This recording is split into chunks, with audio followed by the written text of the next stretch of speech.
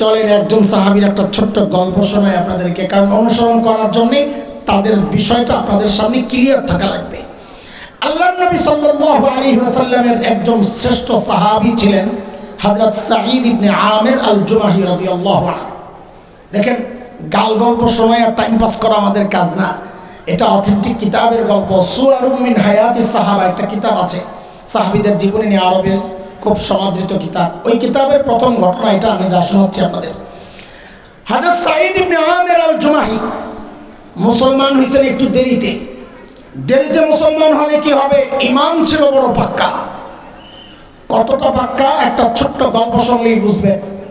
হযরত ওমর যখন খলিফা, ওমর নরম না গরম? ওই তাড়াতাড়ি কও, কেমন গরম? আচ্ছা, কেমন কেমন গরম ওটা একটা হাদিস শুনলেই বোঝা যায়। নবী আলাইহিস সালাম বলেছেন, ওমর যে রাস্তায় চলে শয়তান আর ডরে ওই রাস্তায় থাকে না। এটাই যথেষ্ট বোঝার জন্য ওমর কত গরম। এমন গরম মানুষটারে যায় হযরত সাঈদ বলেন কি জানেন, ওমর আল্লাহ দায়িত্ব দিয়েছেন ঠিকঠাক মতো আদায় করেন, নাহলে কিন্তু খবর আছে। বাপরে বাপ, এর কলিজায় সাহস কত! এত সাহস কই পেয়েছে? কারণ হচ্ছে মানুষ যত সৎ হয় তার সাহসটাও তত উঁচা হয়।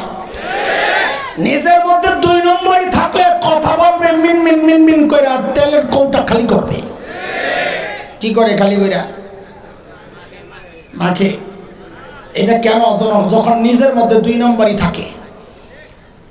সাংবাদিক সম্মেলনে বসছে, কতগুলো শুয়োর বসে রয়েছে সামনে। ওগুলা জিজ্ঞেস করে, মাননীয় প্রধানমন্ত্রী আপনি এই বয়সে কাজের এত এনার্জি কোথায় পান? সারা দুনিয়ার জন্য আপনি উন্নয়নের রোল মডেল। বাপরে বাপ, শয়তানের রোল মডেল, উন্নয়নের রোল মডেল। কাজ করছে 10 টাকার, খাইছে 2000 টাকা। উন্নয়নের রোল মডেল। হযরত ওমর সর্বনাশ, এই লোকের তো ঈমান বড় মজবুত।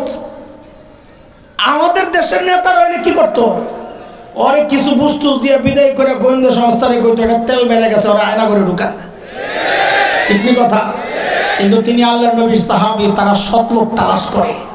নিজে দুর্নীতি করে না তো এজন্য আশপাশে আর দুর্নীতি দিয়ে সাজাইতে হয় না।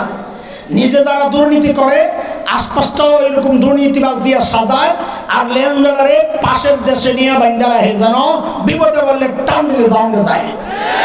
আর ওই পাশের দেশওয়ালারা যখন দেখে তার গোলামরা এই দেশ থেকে লাথি দিয়ে বাগাই দিয়েছে, তখন একদম মাথা খারাপ হয়ে যায়। তখন খালি হুমকি দেয়, পেজ আটকায় দেবো।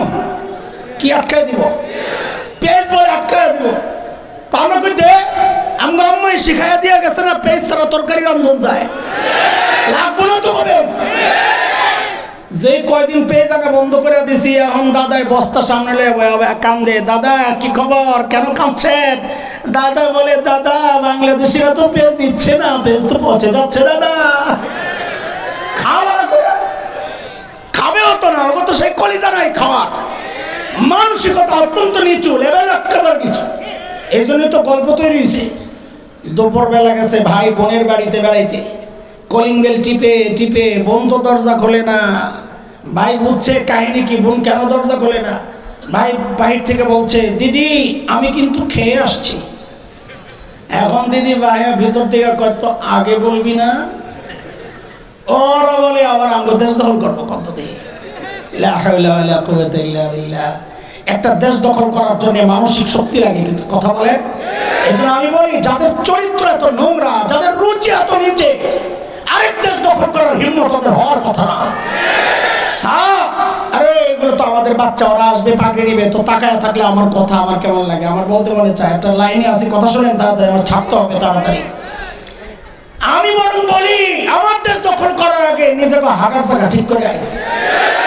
এখনো যারা রাস্তাঘাটে টয়লেট করে, মলত্যাগ করে, এরা বলে আমার দেশ দখল করবে। কত দিকে কারবার। আমরা যখন দেওবন্দ গেছি, তো দেওবন্দ থেকে, কলকাতা থেকে দেওবন্দের ট্রেনে উঠছি, লম্বা জার্নি। তো সকাল হইলেই কৌতূহল নিয়ে জানালার কাছে যাইতাম, নতুন নতুন এলাকা দেখা যায়। হায় আল্লাহ, গেলি যে দৃশ্যটা দেখতাম লজ্জায় মুখ ফিরিয়ে নিত। কি রেল লাইনে লাইন ধরে বসে রয়েছে সব ফ্যামিলি প্যাকেজ, বুড়া জুয়ান নারী পুরুষ গুড়া গাড়া যা আছে, চিকন এরকম এরকম এরকম চিকন একটা বোতল লইয়া বয়ে রয়েছে।